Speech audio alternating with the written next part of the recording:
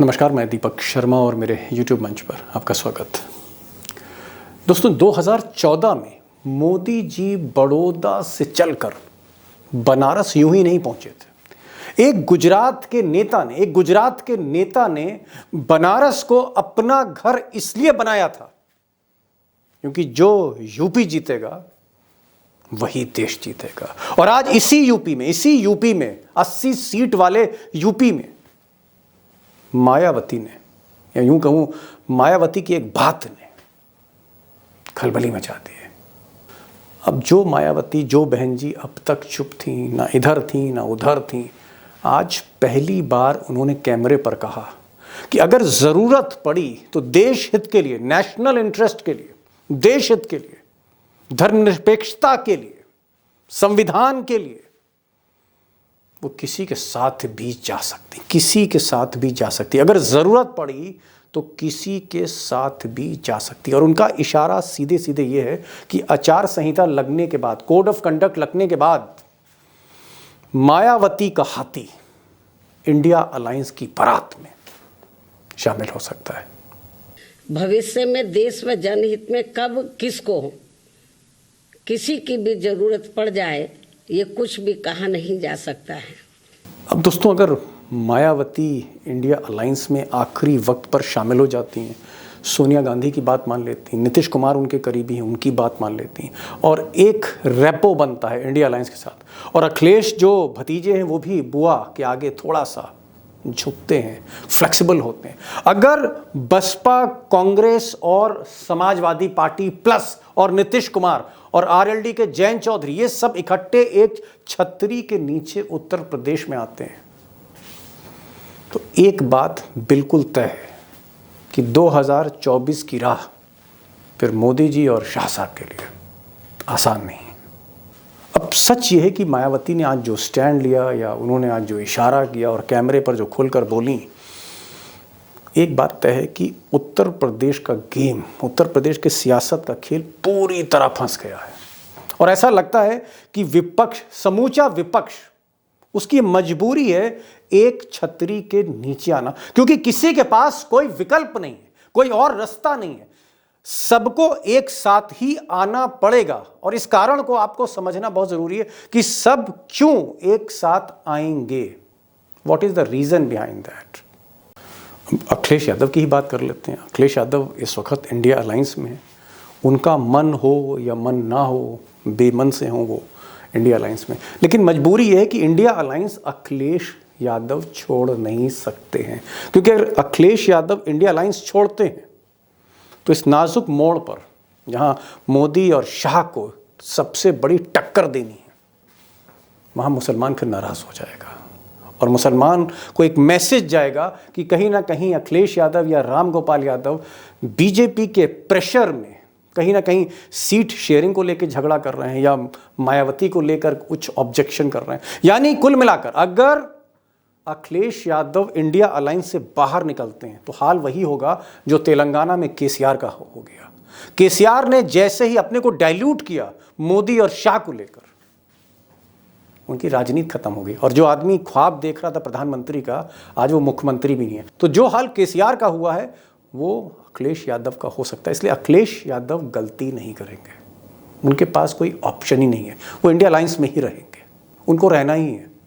अब दोस्तों, सच्चाई ये है कि अगर भतीजे के पास विकल्प नहीं है तो बुआ के पास भी विकल्प नहीं, ऑप्शन नहीं है। ऑप्शन इसलिए नहीं है कि अगर मायावती अकेले लड़ती तो उनका वोट शेयर उत्तर प्रदेश में लगातार कम हो रहा है।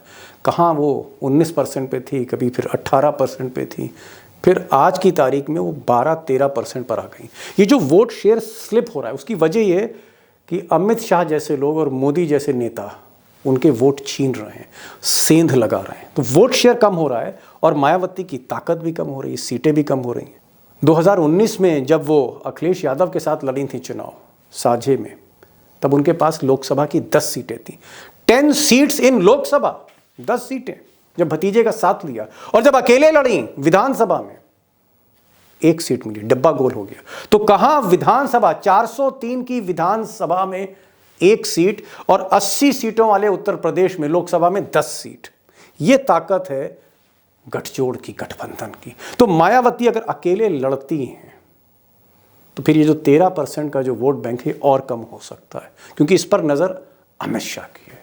और दूसरा, मायावती बीजेपी के साथ जा नहीं सकती, पर्दे के पीछे जो खेलो सामने जा नहीं सकती, क्योंकि अगर वो बीजेपी के साथ गई, मोदी शाह के साथ गई, तो मुसलमान नाराज होगा और जो हार्ड लाइन दलित यूथ है आज की तारीख में वो भी नाराज होगा। तो कहीं ना कहीं आपका जो बेस है वो हिल जाएगा। तो मायावती के पास भी कोई विकल्प नहीं।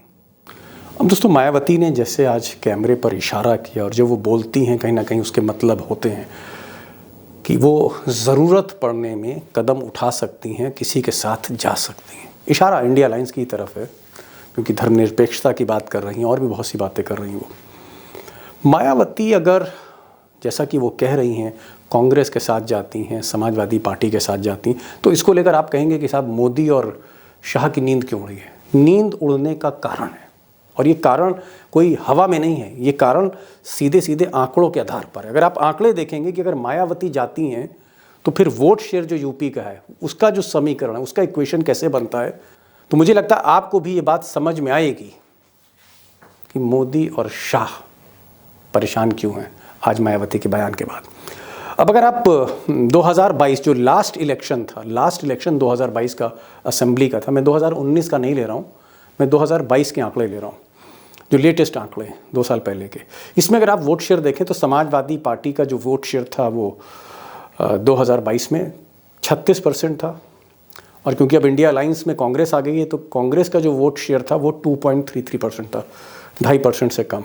और ये दोनों वोट, और एसपी प्लस में आरएलडी है और भी छोटी छोटी पार्टियां हैं, 36% और ये 2.25% या 2.5%, ये कुल मिलाकर 39% होता है, 38.93% होता है, 93%। अब ये जो 39% वोट है, 39% वोट है, अगर इसमें आप मायावती के वोट शेयर को जोड़िए, 12.88 करिए, अब ये जो 30.93% है इंडिया अलायंस का आज की तारीख में, आज की जो स्थिति है, तो अगर आप बीजेपी से तुलना करेंगे तो 39% वोट बीजेपी के 43.82% से कम है। यानी अभी भी इंडिया अलायंस पीछे, और काफ़ी पीछे, 4-5% का वोट शेयर का अंतर, बहुत बड़ा अंतर होता है खासकर यूपी में, क्योंकि बीजेपी को पिछली बार मिले थे 43.82 और मायावती अलग लड़ रही हैं आज की तारीख में, उनके पास है 12.88% यानी 13%।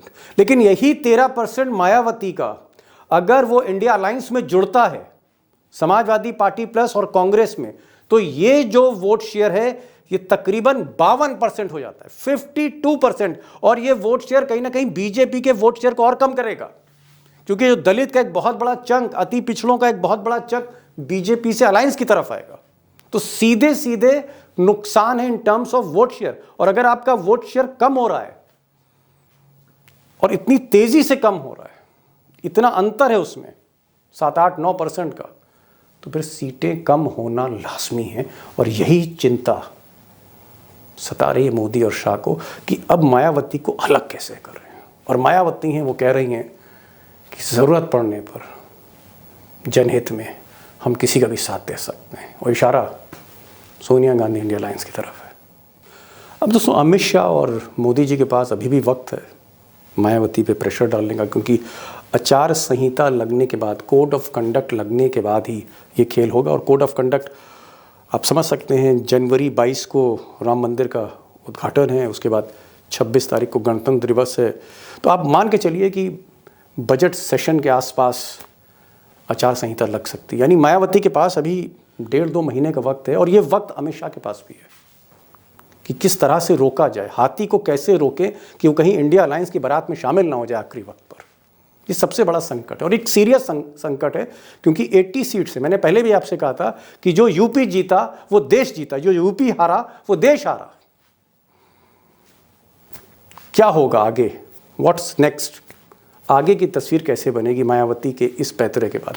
मुझे लगता है अशोक वानखेड़े टाइगर के पास चलते हैं, प्रोफेसर रविकांत के पास चलते हैं, और इस सवाल को भीतर तक, इसके मतलब को समझने की कोशिश करते हैं। टाइगर, ये जो आज बहन जी ने कहा कि जरूरत पड़ने पर, भले ही हम इंडिया अलायंस में अभी हैं या नहीं हैं, हम किसी गठबंधन में हो या ना हो, लेकिन जरूरत पड़ने पर, इफ सिचुएशन डिमांड्स,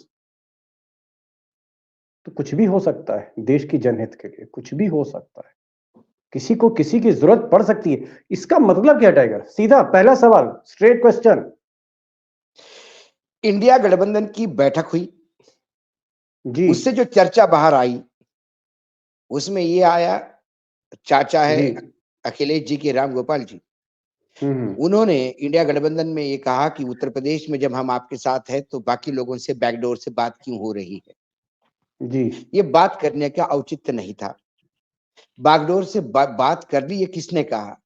यदि गोदी मीडिया ऐसा चर्चा करके एक ट्रैप बनाते हैं जी बीजेपी की तरफ से इंडिया गठबंधन के लिए, और ये इंडिया गठबंधन के घटक दल मूर्खों जैसे उस ट्रैप में आते हैं, तो इससे ज्यादा राजनीतिक इमेच्योरिटी मैंने देखी नहीं। जी यदि मायावती जी के बारे में बात ही करनी होती तो इंडिया गठबंधन में बाकायदा सबके सामने प्रस्ताव रखा जाता कि मायावती जी आना चाहती है, ये चीजें हैं। जी लेकिन ये पहले से ही बात करके आप जी मायावती जी को भड़काने का प्रयास कर रहे थे।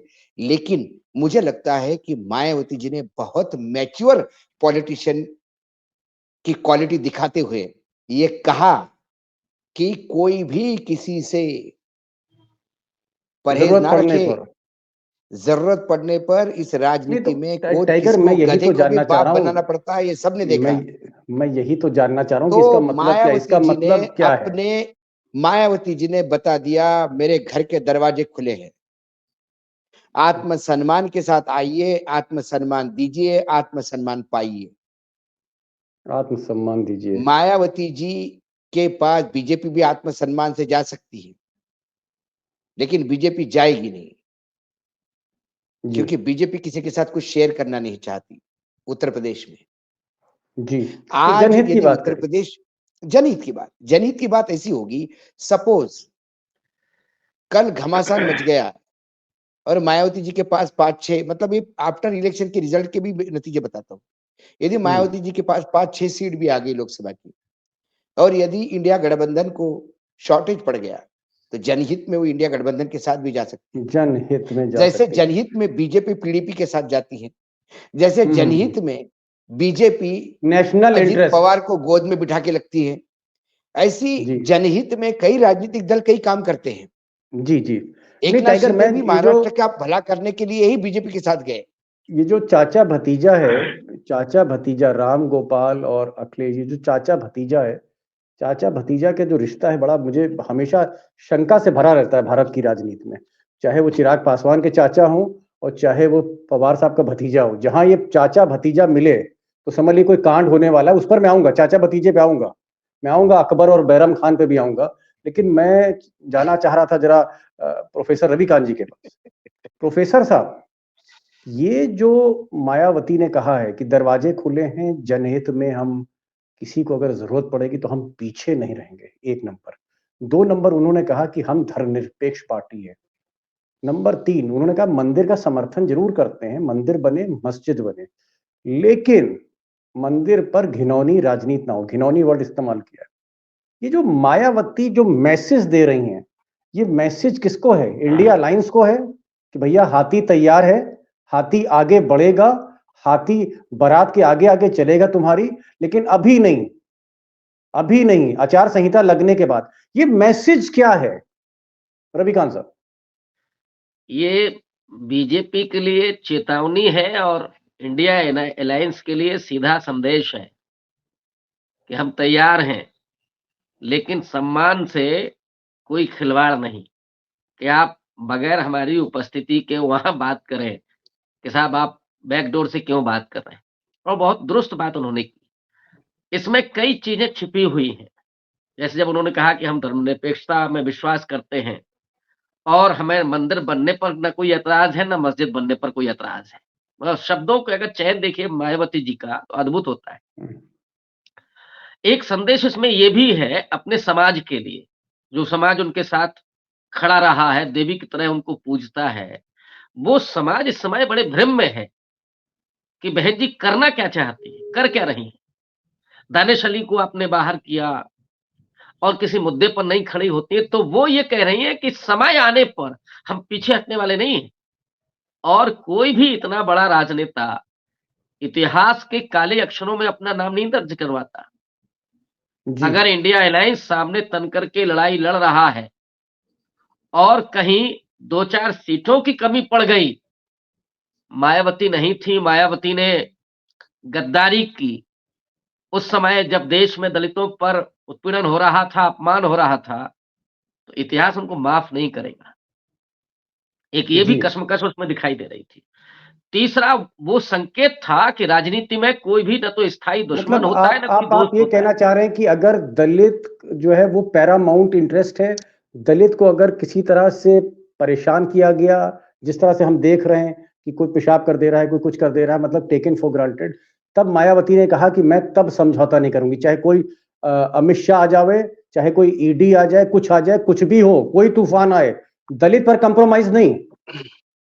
डेफिनेटली। ये कहना चाह रहे हैं। लेकिन उनकी उनकी जो पॉलिटिक्स है वो ये कहती है कि हमें आंदोलन धर्मी नहीं बनना है।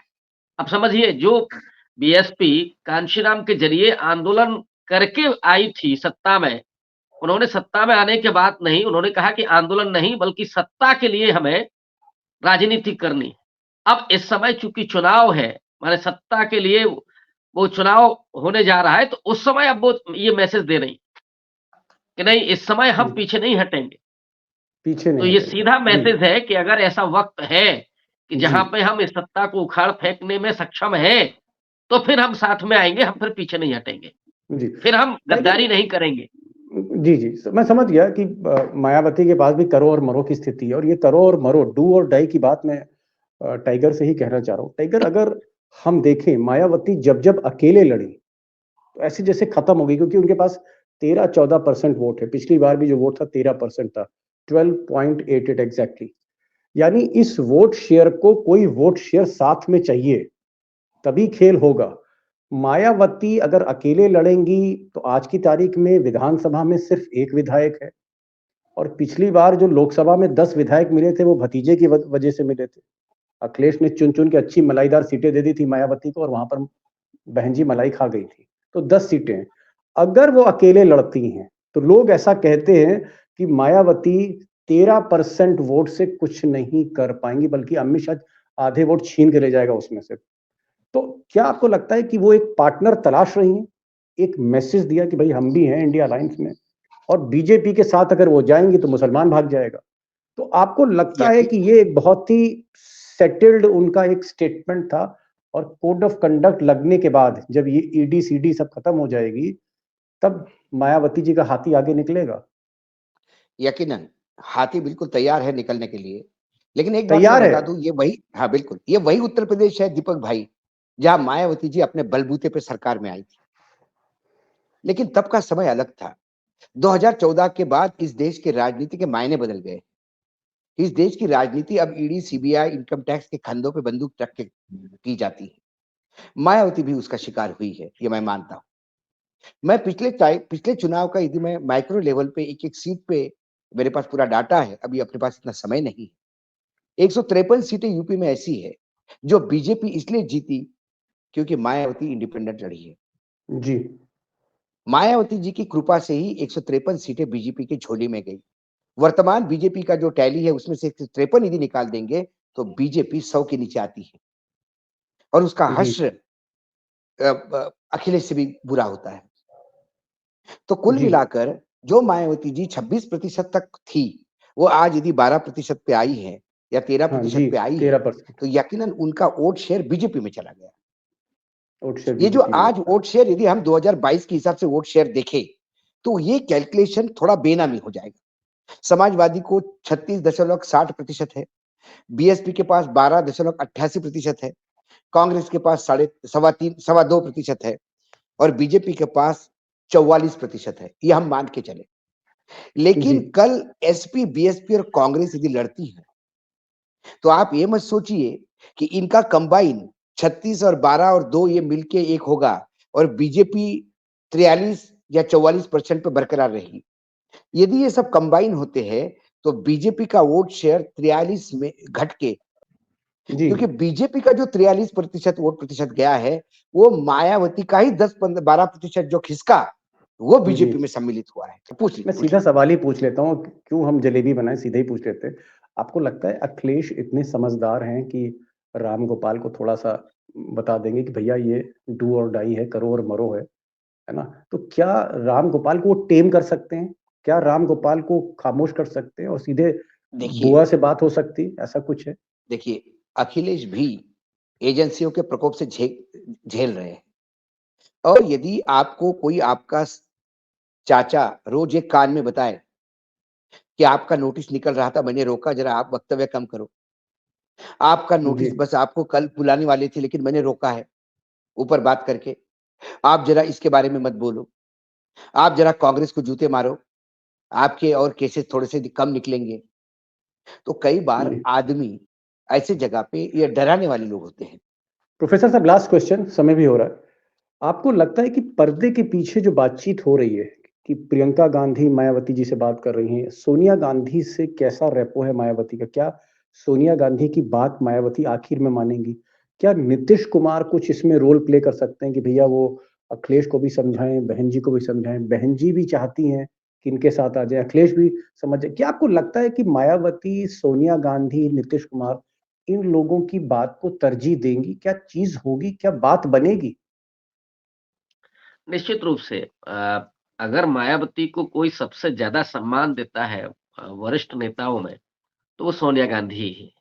आप याद करिए 2019 के पहले जब बेंगलोर में शायद बैठक हो रही थी, उसमें सोनिया गांधी ने बड़ी आत्मीयता के साथ मायावती का सिर अपने कंधे पर लिया था और वो तस्वीर बड़ी वायरल हुई थी।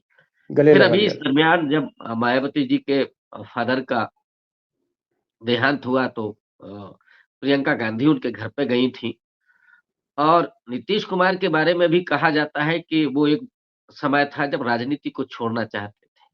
लेकिन कांशीराम ने उनको हौसला दिया और आज वो कितनी बार मुख्यमंत्री बन चुके हैं। वो श्रद्धा का भाव नीतीश कुमार में आज भी कांशीराम के ज़रिए उस पार्टी में बना हुआ है। मायावती को भी वो उतना ही सम्मान देते हैं, उतना ही स्नेह देते हैं। ये वो कड़ियाँ हैं, जो मायावती को इंडिया अलायंस में लाने में कामयाब हो सकती हैं। खुद जी। मायावती के आज के इस बयान से ये ज़ाहिर होता है कि उन्होंने छोड़ा नहीं है। वो इंडिया अलायंस के साथ जाने के लिए संकेत भी दे रही हैं और मुंतज़िर भी हैं। और अगर ज़रूरत है अगर वो मायावती आ गईं तो आपको लगता है खेल पलट जाएगा, बाजी पलटेगी यूपी की? डेफ़िनिटली दीपक जी, ये तो हम लोग लंबे समय से बात करते आ रहे हैं। उत्तर प्रदेश में समाजवादी पार्टी सबसे बड़ा विपक्षी दल है, लेकिन उसकी एक कमी ये है कि दलित और अति पिछड़ा मतदाता उसके साथ जाने में कम्फ़र्ट नहीं है। वो कांग्रेस के साथ जा सकता है, बीएसपी के साथ जा सकता है। अगर अखिलेश यादव के साथ मायावती आती है, तो ये अति पिछड़ा जिसको छोड़ दिया है मोदी जी ने, अब तो उन्होंने जी। यादव को मुख्यमंत्री बना दिया। वोट आपने लिया अति पिछड़ा से और अब जो अति पिछड़ा है, वो धीरे-धीरे उधर से निकलने की कोशिश कर रहा है। ऐसे में मायावती का आना क्योंकि कांशीराम ने अति पिछड़ा पर ज़्यादा काम किया था। जी, वो जी, भरोसा जी। आज भी उस समाज का है। मायावती मतलब आप कह थोड़ा-सा रहे हैं अगर मैसेज दें उस समाज में, तो वो जी। अति पिछड़ा और नॉन जाटव दलित भी नॉन जाटव दलित जुड़ेगा कांग्रेस की वजह से। तो एक मैं समझ बेहतर गया। कॉम्बिनेशन बन सकता है। आप कह रहे हैं एक बहुत बृहद एक समीकरण बनेगा जातियों का, जिसमें अति पिछड़ा भी होंगे, फॉरवर्ड ओबीसी भी होंगे, उसमें कहीं न कहीं ब्राह्मण को भी स्पेस है, उसमें दलित हैं, मुस्लिम एक मुश्त आएगा इन तीनों पर, एक साथ जाएगा तो चीज़ें होंगी। Tiger, last question, last comment. आपको लगता है ये बात बन जाएगी? टाँका जो है जुड़ जाएगा? चीज़ें पुरानी भूल जाएँगे? मायावती ने खुद पहल कर दी है। क्या बात बन जाएगी? बात बनेगी, इंडिकेशंस है, दोनों तरफ से है। जैसे कि रविकांत जी ने कहा कि सोनिया जी के इंटरवेन से मुझे लगता है सोनिया जी आज भी वो ताकत रखती है कि वो इंटरवेन करे, तो मायावती भी सुन सकती है, अखिलेश भी सुन सकते हैं। बीच में कमलनाथ को लेके जब अखिलेश की और कमलनाथ की जब वॉर ऑफ वर्ड्स हुए, जी हाँ। उसके बाद जो छिछोरे नेता थे, 2 दाएँ-बाएँ जो होते हैं, जी। पीछे-पीछे जय-जयकार करने वाले, हुँ। उन्होंने सोशल मीडिया पे जो गांधी परिवार के बारे में अनशन बकना शुरू किया, उसके बाद खुद अखिलेश ने डाँट के उनको कहा कि ये मत करिए।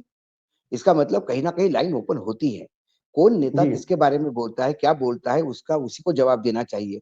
मुझे लगता है कि समय के साथ अखिलेश जी भी जानते हैं जी, स्थिति क्या है और जी, सबको जानते हैं कि इस बार 2024 में नहीं, अभी नहीं जी, तो कभी नहीं वाली बात होगी। जी। ये सारे लोग और बहरहाल इसका ट्रेलर बहरहाल सबने देख लिया अभी पिछले सेशन में। मुझे इसलिए मुझे लगता है कि ये चीज़ें बिल्कुल होगी। हाँ, टीथिंग प्रॉब्लम है, बिल्कुल टीथिंग प्रॉब्लम है टीथिंग और प्रॉब्लम। ये जो जी, जी। आएँ-बाएँ हैं, इनको थोड़ा-सा कंट्रोल करने की जी, ज़रूरत है। जी। नहीं, आप दोनों आए और एक चीज़ आप दोनों ने जो कही क्योंकि आप उत्तर प्रदेश समझते हैं और प्रोफ़ेसर साहब तो बरसों बरस से जो है काशीराम की राजनीति और अखिलेश यादव, मुलायम सिंह की राजनीति देख रहे हैं। एक चीज़ है कि दोनों के पास विकल्प नहीं है। ना मायावती के पास कोई विकल्प है, ना अखिलेश यादव के पास विकल्प है। अखिलेश यादव भी इंडिया अलायंस छोड़ नहीं सकते, वरना मुसलमान दरक जाएगा जैसे केसीआर के हाथ से निकल गया। और मायावती जो है वो अकेले लड़ नहीं सकती। उनको कोई ना कोई साथ चाहिए। रथ है, घोड़े की ज़रूरत है। तो कुल मिलाकर मुझे ऐसा लगता है कि बात बन सकती है और मायावती का ये जो नया पैतरा है, मुझे लगता है आज तो सोने नहीं देगा वाक़ई चाणक्य को। क्योंकि चाणक्य को लग रहा है कि ये क्या खेल हो गया आखिर में। जुगाड़ू ये जुगाड़ू जो कहिए। जी हाँ, जी हाँ। अगर हाथी आगे बढ़ गया आखिरी टाइम पे, आचार संहिता के बाद और बारात लेके हाथी बढ़ा, तो जंगल में एक हाथी बहुत है, टाइगर बहुत है एक हाथी। तो बहरहाल आप दोनों आए, खुलकर बात हुई और यदि बहुत ही हाथी बेखौफ निकला तो ये रवि वर्मा के पेंटिंग में हमेशा दिखता है। हाथी के जी, सूंड में कमल का फूल होता है। यदि ये मैं समझ हाथी गया। निकला यूपी के रण में, तो ये हाँ, तो कमल का कमल भी ले फूल लेगा, गुजरात में खींच समर्पित लेगा। करके आएगा। जी, जी। गुजरात में कम समर्पित करेगा। कमल का फूल सूंड से उठा के गुजरात में समर्पित करके आए, ये आपने कहा। बहुत-बहुत शुक्रिया आप दोनों आए। बहुत ही खुलकर और सामने आपने बातें रखी हैं क्योंकि यूपी जो है, UP is the biggest state और वही डिसाइडिंग फैक्टर है। Thank you so much sir. Thank you Wankhede नमस्कार, साहब, थैंक यू नमस्कार, प्रोफेसर साहब फॉर नमस्कार। Joining this programme.